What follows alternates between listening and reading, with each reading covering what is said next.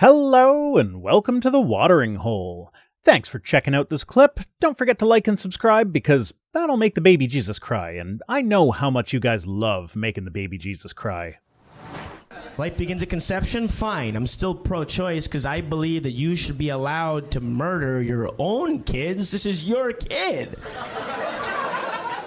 Who am I to tell you what to do with something that you made? If I make a kid, it's mine. I made him. I invented him out of thin air and a lack of ambition. That is my kid. Without me, he doesn't exist at all. So he shouldn't be mad at me. He should be thanking me that he got the 8 years that he got, or however much time I decide is appropriate. I love that clip. I don't even know if that comedian is like a good one or a bad one. Like maybe he was going to a really dark place with that I would be like, ooh, no, that was a bit too far. But I feel like that kind of encapsulates the whole Christian God can genocide us because he created us, so he has the right to do that sort of thing. It's his right to kill his kids. Like that's kind of what I feel like. Anyway, banning abortion was front and center at Christian Nationals Conference addressed by Speaker Mike Moses Johnson. And, yeah, so that's a priest in the Catholic Church who, you know, just statistically speaking, probably also a pedophile. I'm just going to say allegedly there for legal purposes. Like, just in case, probably is. Maybe. Priest in the Catholic Church that looks like that, probably a pedophile. But I don't know for sure. I'm just guessing.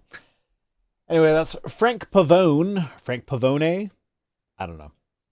He's an anti-abortion hardliner who was actually kicked out of the priesthood by Pope Francis this year. He says that banning abortion was front and center throughout the day during a recent meeting of the National Association of Christian Lawmakers, the gathering which Speaker of the House Mike Johnson declared that God had prepared him to be a Moses leading America in the Red Sea moment. I'm not sure if we covered that in detail, but Mike Johnson thinks he's Moses. He thinks he's the modern-day Moses. To which I say, fine, go in the speaker thing, cast your gavel down and have it turned into a snake. And when you do that, then maybe we'll take you fucking seriously.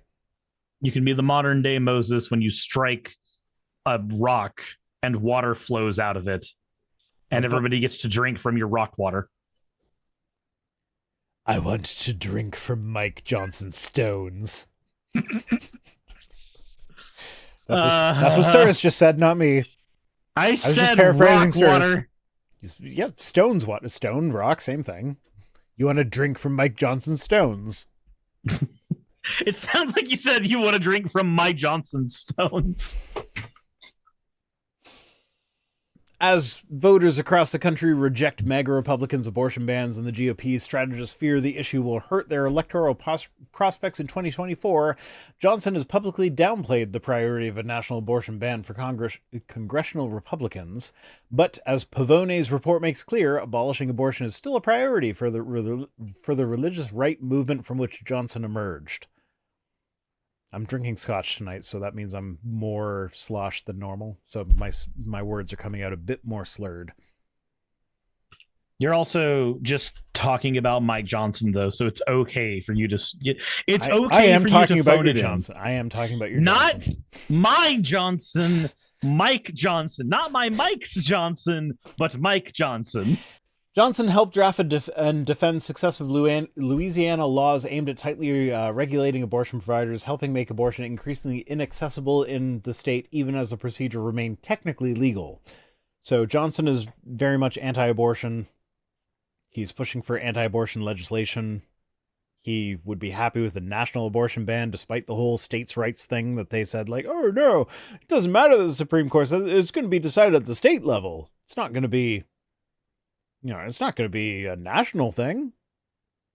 But no, now that the Supreme Court has thrown it back to the states, they're all like, oh, let's try national now. Well, yeah, because the entire thing is give an inch, take a mile. They got a little bit of headway. Now they're going to try to push it everywhere they can.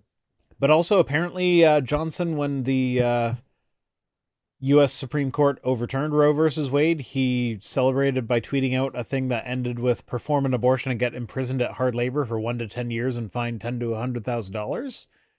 So like he's celebrating the punishment of people providing abortions. So he wants there to be fewer doctors available in the United States for people who need them.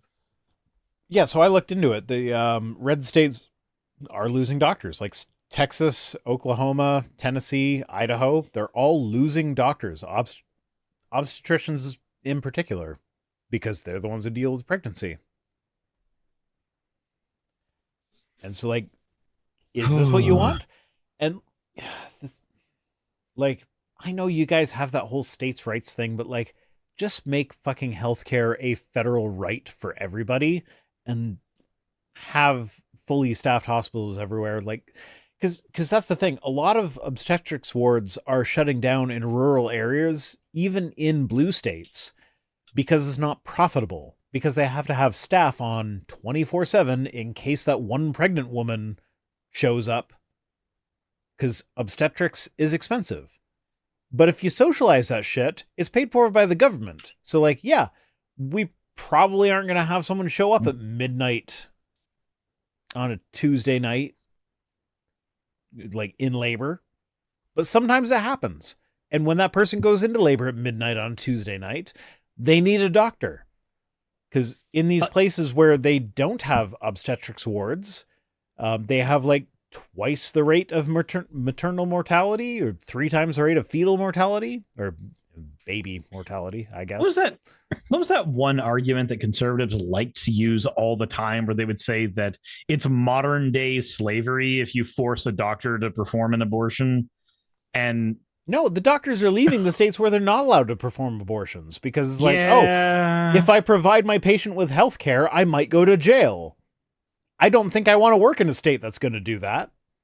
Anyway, yeah, the whole point of this article is that the right wing is still pushing anti-abortion shit, even though they've already got their anti-abortion shit passed. Like, they're the dog that caught the car at this point. Hopefully that'll help them lose some elections. They caught the thing they've been fighting for all along.